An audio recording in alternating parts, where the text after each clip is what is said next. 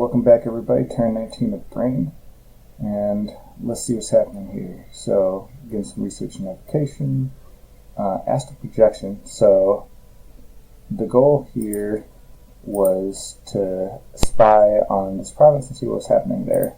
Unfortunately, that did not work. I basically turned this guy into an expensive scout, which is not the worst thing. Like, he's still got the spy ability, so I'm going to go and park him in Gondwana and spy on him. But it could have been better, don't get me wrong. Found some magic sites, including this one, 10,000 things. This one has every type of elemental plus nature, so I'm very happy to have that. Do not want to let this province go. And then found a site in the Dawnline that's smaller stone, so not too impressive, but still happy to have it. And let's look at these battles. So I'll start with this battle in Mapito Cliffs, which is here. So this is Yoman attacking Gondwana, so those hostilities have begun in earnest. On the Yoman side, they've got a bunch of Gohatamonos. So these are basically tough dudes with Nadachis. They're led by a Red Tengu. So he's a good leader, inherently lucky, and he's sacred, but that doesn't matter right now because he can't bless himself. He's also got the Lightning Strike, so this is pretty powerful since it does armor negating stun damage. On Gondwana's side, they've got a bunch of crossbowmen. These look like indie crossbowmen, but maybe they're Gondwana natives. And then some of these birds with their bird kicks and stuff. And a recruitable Holy Three, who's gonna bless everybody. So let's see how this goes. Prepares to cast Divine Blessing, and now we can see their bless, which is not very impressive. Magic resistance 2, Undying 6.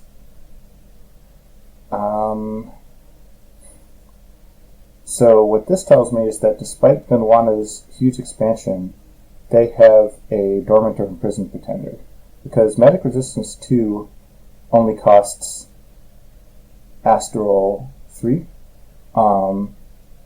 and Undying 6 costs Death 3. So there's some stuff being left on the table here, basically.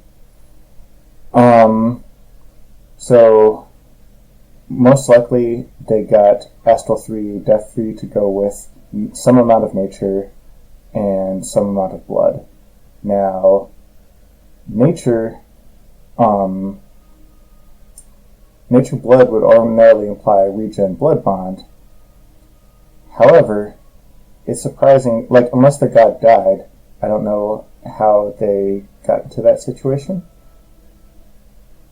Because, well, I guess maybe their god helped them expand, but then they got it killed. That would explain it. I'm going to have to do some, like, playing around in the Pretender Creator to see how they got into this situation. Because that is, I would say, more of an early game bless. And you would want to take, at the very worst, Dormant on that Pretender. But Dormant dudes have already awoken. So I'm guessing that he had regen blood bond and then his Pretender died. So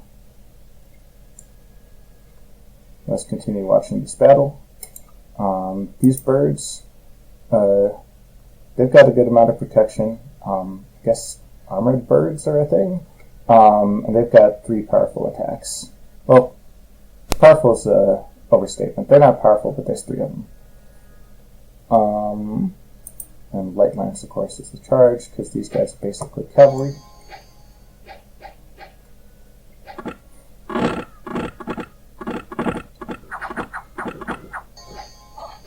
And we're seeing the crossbowmen making a difference, because when their arrows hit, they're doing damage. And they're not hitting that often, but they're basically the wild card. Because in this matchup here, like, Wait, why does he only have a fist? Did he lose his arm? Yeah, so he's just punching them with his other fist. These guys have about the same protection. The Nadachi hits harder against the bird armor, but the bird armors get more chances to hit. But the crossbowmen are basically peppering the Go Hatamonos, and there's nothing on like the reverse side. I'm not seeing the effect from the lightning bolts. So I don't know what this guy's doing. Is he just literally waiting here? Let's see. His name is Kenji the Red Tengi. Let's see what he's been up to. He's done literally nothing. Is he asleep? Is he scripted to hold? I don't know why he's not at least firing off lightning strikes.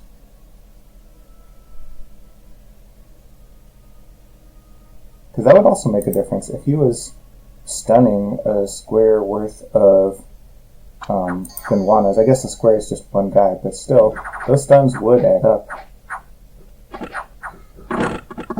So maybe that was just a scripting error by Yomon. Anyway, oh, there, now we finally shoot some lightning. He shoots one lightning blast and then flies. Where did he? Oh, he ran away. Way to go, Red Tengu. So, I think that this was a combination of poor threat assessment by Yomon and poor scripting.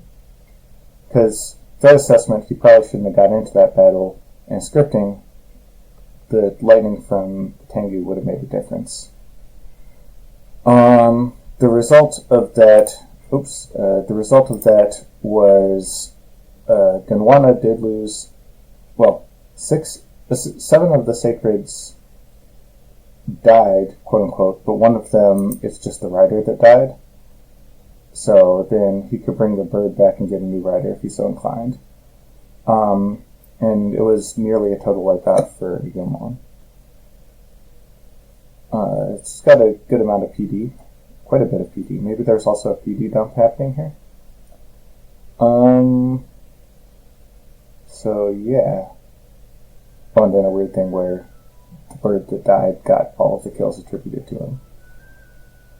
But we did learn about Gunwana's Pretender, which that's an interesting thing. Alright, I was just poking this throne province to see what was guarding it, and we'll see. My dude's going to run away, so I'm going to tap off of that. We've got crossbowmen, heavy infantry, a bunch of sages with some gems. So these guys can spot a bit of mind burn, for example. And then this guy, he'll probably spam mind burn, but, well, I mean not for this battle because my scout will already run away. But when I send my pretender in here, then I'm going to have to watch out for 1, 2, 3, 4, 5 sages and 1 lore master. I can hope that this means that if I conquer it, I get to recruit lore masters because they're really fucking good. But we'll see.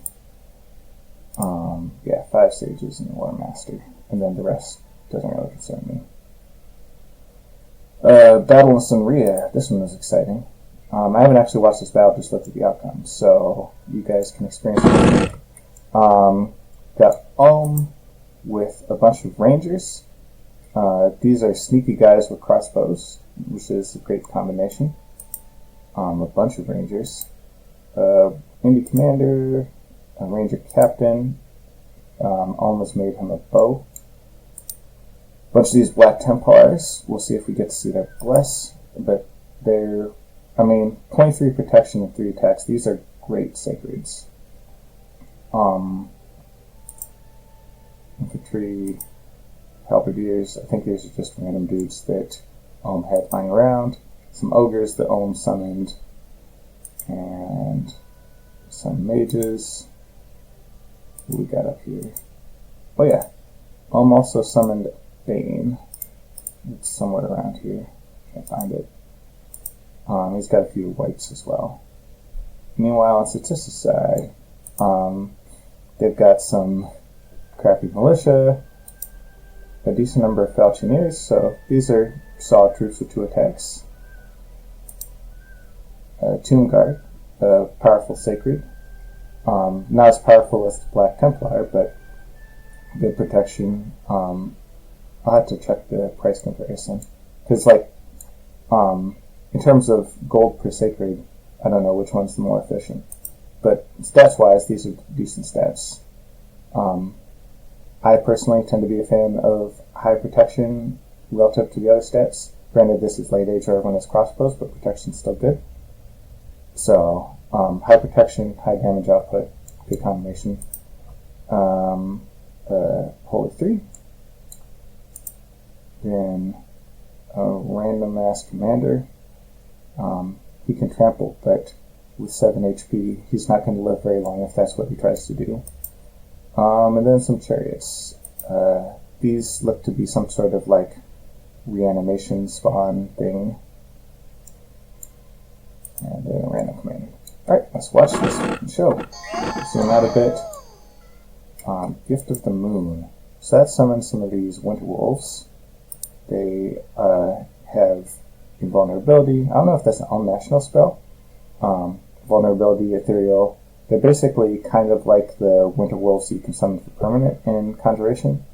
But these are combat summons.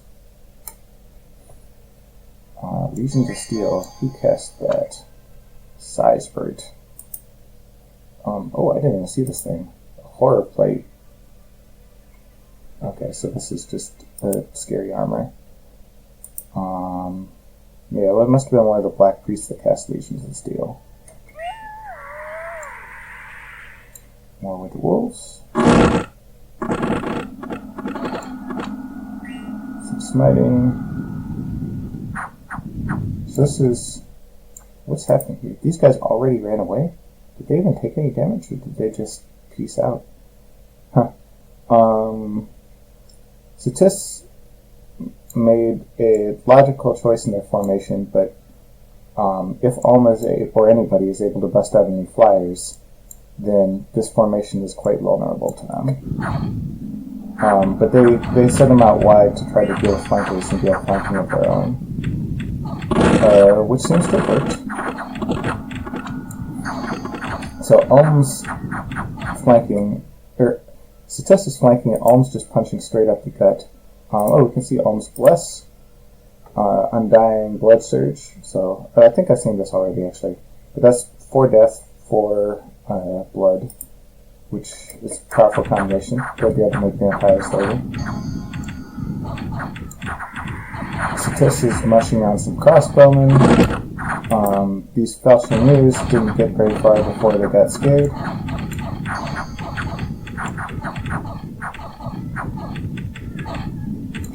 These guys are executing tramples on the crossbowmen, which is pretty effective.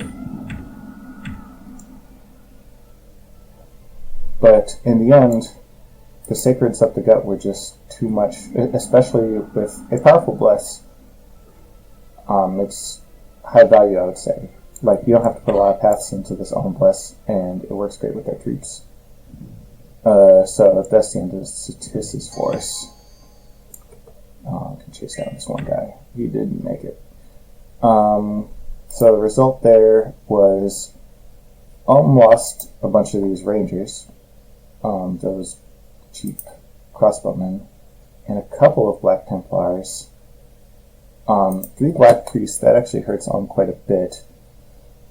But Satis lost all of their non-commanders. Well, I guess some of the militia lived, but that's not very impactful. So overall, I would say that this was pretty good scripting on the part of Satis to be able to flank Ulm and get these high-value kills. But obviously, it's still like a loss on the battlefield because now Ulm has liberated this province, which means that if my plan is still to attack Ulm, then I'll have to think about what that means. Alright, continue with the messages. Sorry, those were exciting battles, I wanted to show them off. Got some free nature gems, Still thaumaturgy stuff I can't use. Lost a scout. Building some palisades and recruiting more dudes. So I'm going to have to make a guess as to when I feel strong enough to fight these guys.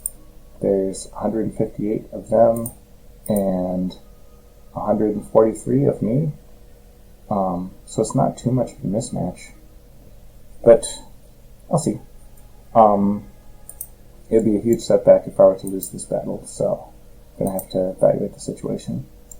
And there's not a huge rush to do it, it's just something I'd like to do. Alright, so kind of the longest turn, apologize for that, but I will see you next turn. My next couple turns might be a little different or awkward because I'm going to be playing with my laptop instead of my computer, but I will see what I can do to give you a good experience. See you then.